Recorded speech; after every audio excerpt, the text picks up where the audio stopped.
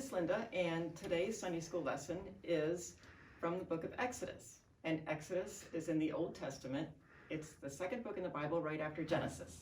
And the book of Exodus is all about how God used Moses to lead God's people, the Israelites, out of the country of Egypt into a new country that he had for them.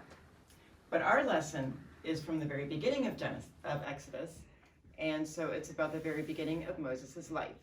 And our lesson is from the first two chapters in Exodus. And at the time when Moses was born, the Israelites, God's people, had been living in Egypt for about 400 years. So 400 years before Moses was born, a man named Jacob, who was Abraham's grandson, took his family to live in Egypt because there was a big famine. There was no food anywhere to eat except in Egypt. So Jacob took his kids and his grandkids, and they all moved to Egypt so they wouldn't starve to death. And his family there were about 70 people in his family, which was a pretty big family. But now, 400 years have gone by, and all of his kids and grandkids and great-grandkids keep having kids, and now that family is about a couple million people in the family. So it's a really big family. And now also, they become slaves to the Egyptians. So that's where we are when Moses is being born. Now, the king of Egypt, who's called the Pharaoh, he was a little worried about the Israelites because there were so many of them, and he was kind of afraid that they could attack the Egyptians and maybe overpower them because there were so many of them. So he made sure that the Israelites were treated really badly, and he made his slave masters treat them very badly and work them very hard because he thought maybe then he wouldn't have to worry about them attacking the Egyptians. And then he had another very, very bad idea, which was he thought, maybe if we just kill all the Israelite baby boys, maybe then there won't be so many Israelites, and then I won't have to worry about them. So he gave this horrible command that all the baby boys, all the Israelite baby boys in Egypt should be killed. And that's about the time that Moses was born. So when Moses was born, Moses' mother wanted to make sure that nothing happened to him. She wanted to save him. So she hid him because she knew if word got out that she had a baby boy, then his life would be in danger. So she hid baby Moses for about 3 months, but she knew she couldn't hide him forever.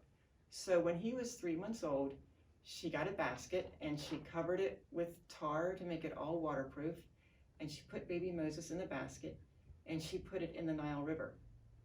And she got her daughter, Miriam, who was Moses' older sister, to stand nearby and watch the basket to see what would happen with baby Moses.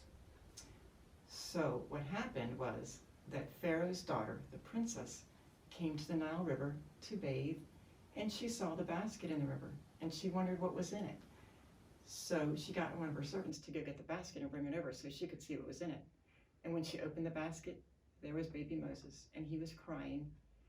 And she felt so sad for him because she knew right away that this was an Israelite baby boy, and she knew what was supposed to happen to all of the baby boys that belonged to the Israelites. And she decided she wanted to save this baby. So she decided she would save this baby. And Miriam was watching, Moses' sister was watching.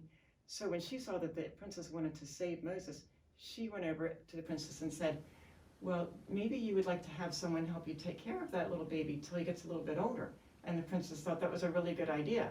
So Miriam went and got her mother, Moses' mother, and brought her to the princess. And the princess asked Moses' mother to take care of him till he got a little bit older.